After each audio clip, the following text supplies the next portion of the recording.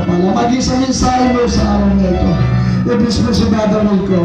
Pagpalain mo kanyang buhay kasama ang kanyang pamilya, Panginoon Sir Alice, si Mother Art, Panginoon.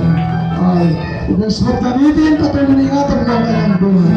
Patuloy siyang makabalik sa lugar na ito upang magamit mo sa pangangaral ng mabuting balita, Panginoon.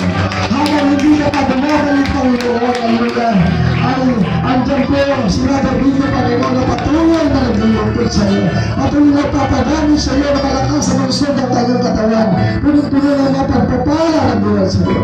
Pagpalaan po ang mga anak mo, Panginoon, na patuloy nagsisikap sa paglilingkod sa iyo. Patuloy na susunod sa kalooban mo, Panginoon. Patuloy na papadami sa iyo, Panginoon. Ibig mo sila, Panginoon, at katunayan mo. Ibig sa kanila ang iyong pangako na hindi ka alam ng Panginoon ang iyong natubigo sa kanilang mga kahilingan. Ang habang Panginoon sa aming pagtatapos, masapasan mo sila, Panginoon, ang kapayapaan, ang pag-ibig, at ang pagpapala ay gawad mo sa kanila. Sa pangalan ng Jesus, aming pisa sa Amen.